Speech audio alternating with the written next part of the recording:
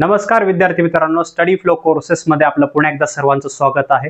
मित्रांनो, आज आपण बीएससी अंतर्गत येणारा BSc honours in computer science या कोर्स बद्दल डिटेल्ड माहिती पाहणार आहोत की हा कोर्स काय आहे, कॉम्प्युटर सायन्स आणि ऑनर्स मध्ये ऑनर्स मध्ये येणारा हा जो कॉम्प्युटर सायन्स आहे याच्यामध्ये काय फरक आहे, काय शिकवलं जातं, सिलेबस काय आहे, सर्व गोष्टींचा डिटेल्ड आपण या व्हिडिओमध्ये चर्चा करूया. हा व्हिडिओ एंड पर्यंत पहा. चॅनलवर नवीन असाल तर सबस्क्राईब नक्कीच करा. So let's begin.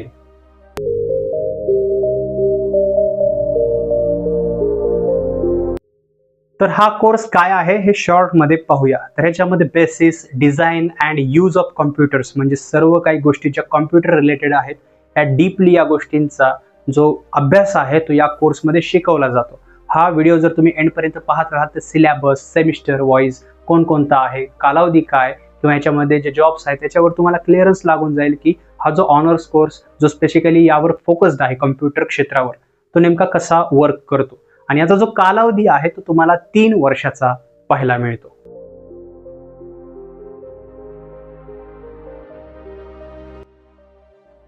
तर आता पाहूया की यासाठी शैक्षणिक पात्रता कोणती. तर शैक्षणिक पात्रता खूप सोपी आहे. हा एक अंडर ग्रॅज्युएट म्हणजे डिग्री स्तरावरील कोर्स आहे, त्याच्यामुळे तुम्हाला 12वी पास आउट असणे गरजेचे आहे. पण याच्यासाठी जी पर्सेंटेज आहे ती खूप कमी ठेवलेलं आहे, जे की 45% आहे.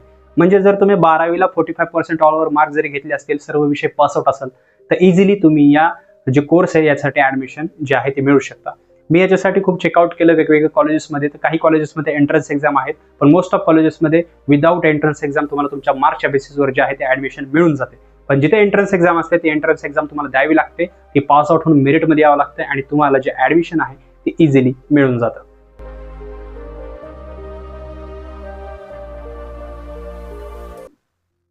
आता पाहूया की याची ऍडमिशन प्रोसेस काय आहे. तर ऍडमिशन प्रोसेस जी आहे ती खूप सोपी आहे. तुम्ही admission online as well age offline पद्धतीने करू शकता. मोस्ट ऑफ कॉलेजेस 99.9% कॉलेजेस असे आहेत की तिथे तुम्ही ऑनलाईन पद्धतीने आजकाल ऍडमिशन करू शकता. ॲज वेल एज तुम्ही ऑफलाईन पद्धतीने जाऊन सुद्धा जर रिमोट एरियामध्ये कॉलेजेस असतील तर हे खूप सारे कॉलेजेस असे आहेत की हा कोर्स ऑफर करतात. तिथे जाऊन तुम्ही फिजिकली तुमचे डॉक्युमेंट सबमिट करून जे आहे फी भरून यासाठी इझिली ऍडमिशन घेऊ शकता. याच्यासाठी कोणताही क्रायटेरिया नाहीये, ओनली 45% मार्क्स आहेत. पण जिथे एंट्रन्स एक्झाम असते ती पास आउट होऊन तुम्हाला मेरिटमध्ये येणं गरजेचे असते, जे की खूप थोड्या कॉलेजमध्ये तुम्हाला पाहायला मिळतं.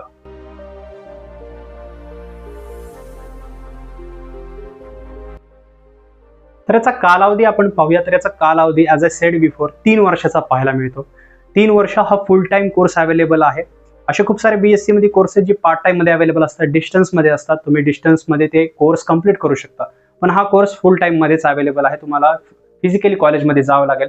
ॲज वेल एज याच्यामध्ये 3 वर्षामध्ये तुम्हाला 6 सेमिस्टर पाहायला भेटतात, एका वर्षामध्ये 2 सेमिस्टर पाहायला भेटतात. हे सर्व सेमिस्टर क्लिअर करणे जे आहे ते गरजेचं असतं. याच्यामध्ये सिलेबस काय ते आपण पुढे पाहूया. पण ज्यावेळेस तुम्ही 6 सेमिस्टर कंप्लीट कराल तुम्हाला हे डिग्रीचं सर्टिफिकेट मिळून जातं, जे तुम्ही फर्दर स्टडीज मध्ये जे आहे ते यूज करू शकता.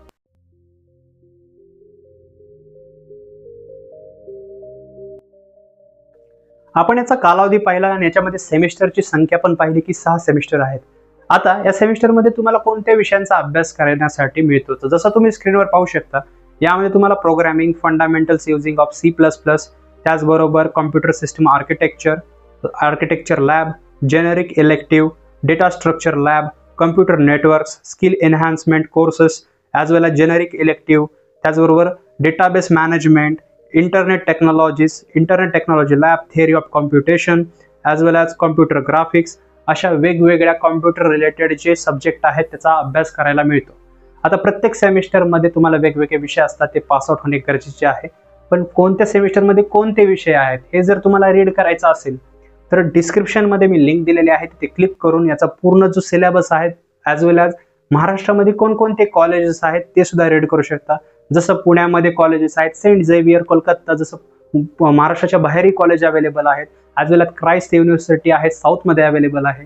फर्ग्युसन कॉलेज आहे पुण्यामध्ये, मुंबईमध्ये टेक्नॉलॉजिकल युनिव्हर्सिटी आहे. हे सर्व कॉलेजेस बद्दल सुद्धा त्या डिस्क्रिप्शनच्या लिंकमध्ये जे आहे ते रीड करण्यासाठी तुम्हाला भेटेल.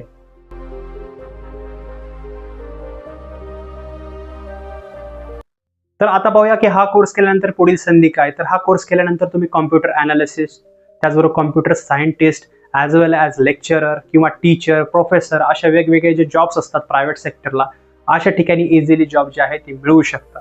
हे झालं प्रायव्हेट सेक्टरमध्ये. तुम्हाला गव्हर्नमेंट सेक्टरमध्ये सुद्धा हा कोर्स केल्यानंतर संधी आहेत.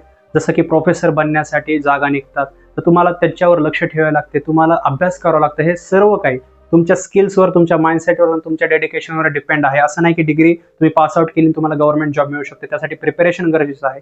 पण प्रायव्हेट सेक्टरमध्ये तुम्हाला इझिली जॉब मिळून जाते. पण संधीचं जर बोललं तर प्रायव्हेट ॲज वेल ॲज गव्हर्नमेंट सेक्टर दोन्ही सेक्टरमध्ये जॉब्स अवेलेबल आहेत.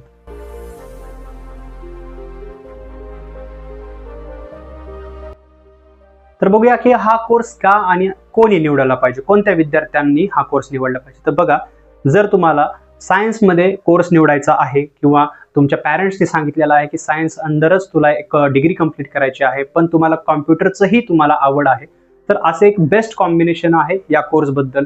तुम्ही याच्यामध्ये कॉम्प्युटरच्या ज्या लँग्वेजेस आहेत त्या शिकू शकता, प्रोग्रॅमर बनू शकता, जे डेव्हलपर्स असतात ते बनू शकतात, जे ॲप डेव्हलप करतात, जे वेबसाईट डेव्हलप करतात, ॲज वेल जे कॉम्प्युटर सायंटिस्ट असतात, कॉम्प्युटरबद्दल त्यांना माहिती असतं.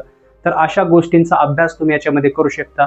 पुढे जे युग आहे ते कॉम्प्युटरचं आहे, टेक्नॉलॉजीचं आहे, म्हणून ह्याच्यामध्ये जे जॉब्स असतात ते फ्युचर प्रूफ किंवा सिक्युअर आहेत असे मानले जातात, कारण हे IT सेक्टरमध्ये येतं.